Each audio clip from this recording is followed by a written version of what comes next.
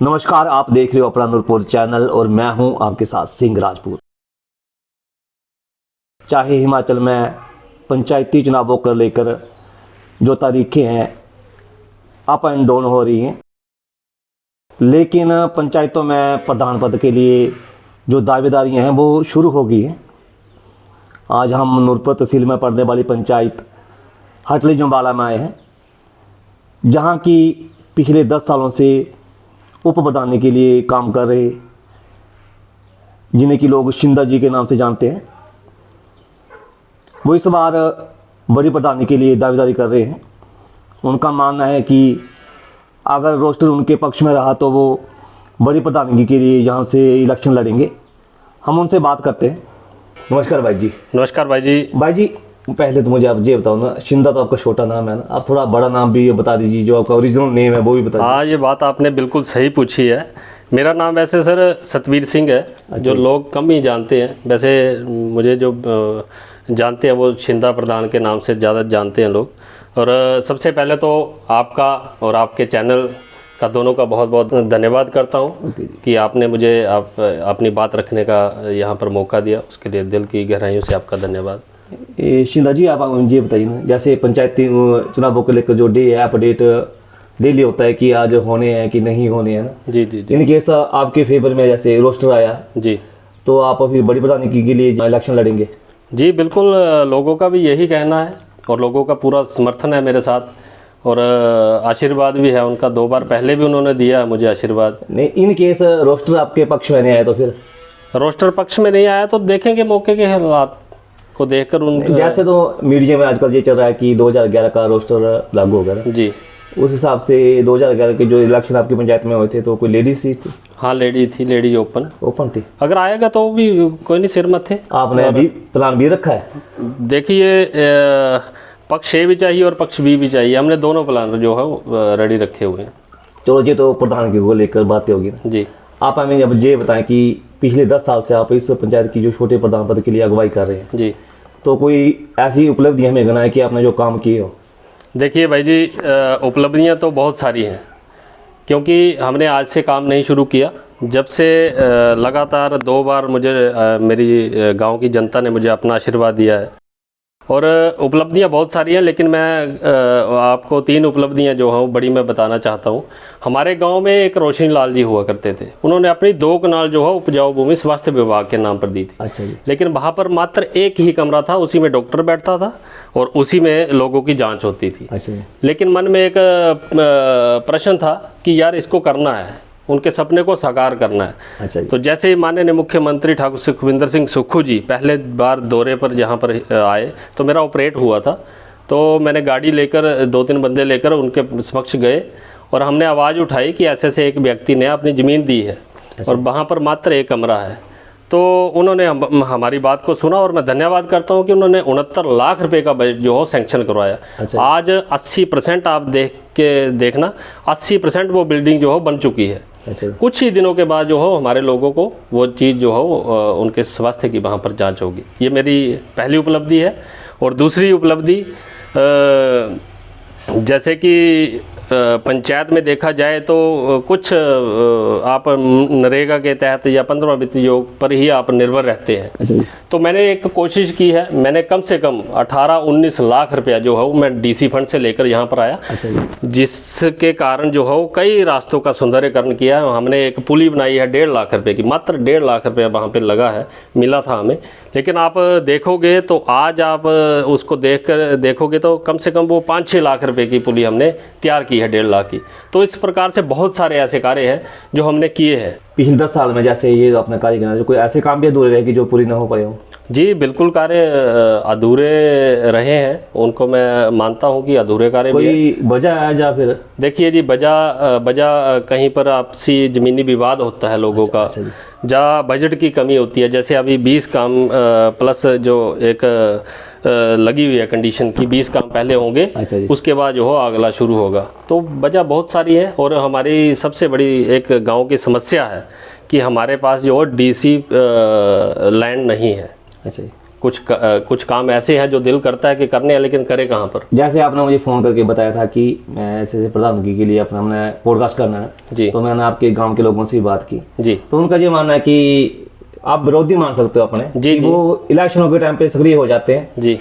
ऐसे 5 साल या 10 साल कोई पूछता तक नहीं है। तो इस मामले में क्या आप कहना चाहते हो? मतलब देखिए जी जी, बहुत अच्छा सवाल आपने पूछा है और मैं बताना चाहता हूँ आपके चैनल के माध्यम से, लगातार 2 बार मुझे मेरी जनता ने जो है वो गांव के लोगों ने मुझे अपना आशीर्वाद दिया और मुझे 2 बार उप प्रधान के पद पर अपनी सेवा करने का मौका दिया।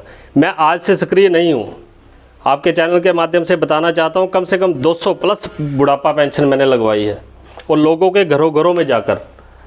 अच्छा जी। और लोगों को एक 10 रुपये का फार्म होता था, वो भी मैंने अपनी पॉकेट से पैसे खर्च के लोगों के घरों में जाकर, कई अपंग ऐसे थे कि जिनके अपंग सर्टिफिकेट जहाँ नूरपुर में नहीं बनते थे, मैंने उसके बावजूद भी उनको टांडा में लेकर जाकर उनका जो है अपंग सर्टिफिकेट बनाया। और माफ़ कीजिएगा, आपने तो थोड़ा आंसर रोक दिया, इसी के साथ एक अटैच करके मैं पूछ रहा हूँ, क्या जैसे लोगों का मानना है कि जो प्रधान के लिए खड़े होते हैं ना, वो पैसे कमाने के लिए खड़े होते हैं आजकल, कि उनका पेशा है कि 5 साल रच के कमाना, अगले साल हो आ जाना, वो कोई बात नहीं है जी। पर प्रधानगी पैसों के लिए की जाती है। हाँ बिल्कुल, राजनीति में जो बंदा उतरता है, जब पीछे से आवाज़ें ऐसी आती है हमें भी सुनने में मिलती है, लेकिन मेरा फैमिली बैकग्राउंड आप देख लीजिए, पिताजी मेरे आर्मी में अपनी सेवाएं दे चुके हैं, मेरे बड़े भाई आर्मी में सेवाएं देते हैं, और मैं जब प्रधानी में था तो मेरे पास एक दुकान होती थी छोटी सी गांव के बीच में।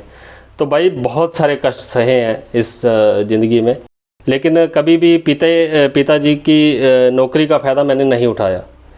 मैंने सुबह 4 बजे उठना, सब्जी मंडी जाना, सिर पर भाई जी खड के रास्ते जाना है दोहराघाट, और सिर पर जो हो सब्जी यहाँ पर लेके आनी। कारोबार किया है 10 साल, और 2 साल से मैं जो हूँ वो अपने सरकारी ठेकेदार हूँ, तो वहाँ से अच्छी जो जितना आप मानते हैं कि प्रधानगी के लिए एक अच्छी छवि का होना बहुत ज़रूरी है? भाई देखिए, आपकी छवि तो मैटर करती है, आपके लोगों के बीच में उठना बैठना, आपके बात करने का तरीका, और जो छवि है मेन जो हो प्रधान की छवि होती है। और अच्छा ये बताइए, लोग आपको इनकेस मौका दे देते हैं कि आप चलो प्रधान भी बन गए जी, तो आपकी जो फर्स्ट प्रायोरिटी क्या होगी, क्या काम करोगे? अब क्या आपकी जो पंचायत के काम अधूरे, जो पहले प्रधान उन्होंने भी काम किए होंगे, अच्छे काम किए होंगे जी, जो अधूरे काम आपकी नज़रों में कौन से जो अधूरे काम है जो आप पहले करवाएंगे?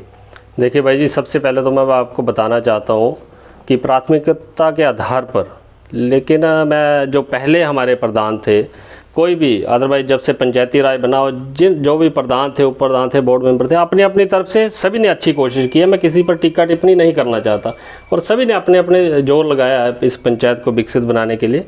लेकिन मेरी सबसे पहली प्राथमिकता होगी, जिस प्रकार से नशा बढ़ रहा है, युवा हमारे जो हो नशे के दलदल में फंस रहे हैं, तो मेरी सबसे पहली प्राथमिकता होगी कि पंचायत में उनको एक जिम लगाऊंगा, और बहुत अच्छा जिम लगा के वो देना है।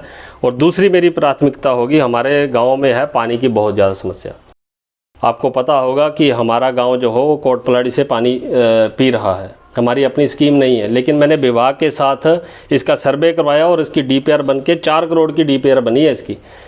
इन केस वो नहीं आता तो जितने भी हमारे गाँव में हैंडपम्प है, मेरा अपना एक मन में है कि जितने भी हैंडपम्प गांव में है, सब पर पंचायत के थ्रू जो हो मोटरें लगाएंगे, लोगों के घरों घरों तक पानी पहुंचाएंगे। नहीं शिंदे जी, ऐसा तो नहीं केवल चुनावी वाले तो सारे करते हैं ना सर, ये आपने बिल्कुल ठीक पूछा, लेकिन मेरी सबसे बड़ी खासियत रही, आप पूरे गांव में पूछ लेना, जो मैं अपनी मुंह से निकालता हूँ क्या 10 वो मैं धरातल पर 10 करता साल हूँ। में आपने कोई ऐसा वादा किया था कि जो अपना पूरा किया हो, लोगों से अपने छोटी बताने के लिए बोल देता कि मैं ये काम करवाऊंगा?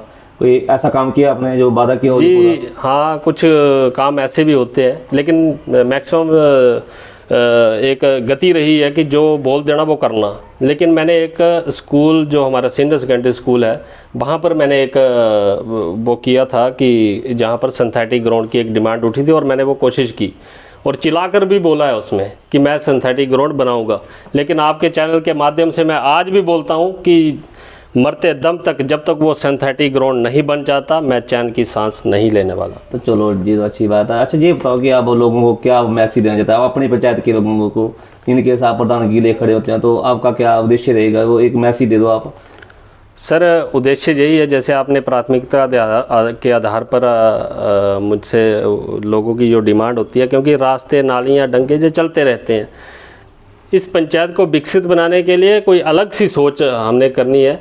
जैसे कि बाहरी राज्य से कोई भी व्यक्ति आ रहे हैं, कोई कपड़े की, ये सबसे बड़ा इशू है आज के टाइम सबसे बड़ी सर, क्योंकि बाहरी राज्य हमें पता नहीं होता कि वो चोर है, डाकू है, या कोई नशे का कारोबार कर रहा है। उसके लिए एक कमेटी का गठन किया जाएगा। मेरे अपना अगर मुझे प्रधान पद पर सेवाएं मिलती हैं तो एक कमेटी का गठन किया जाएगा। जब तक कमेटी लिखित रूप से उनको नहीं देगी तब तक वो बाहरी व्यक्ति जो हो गांव में नहीं घूमने दिया जाएगा।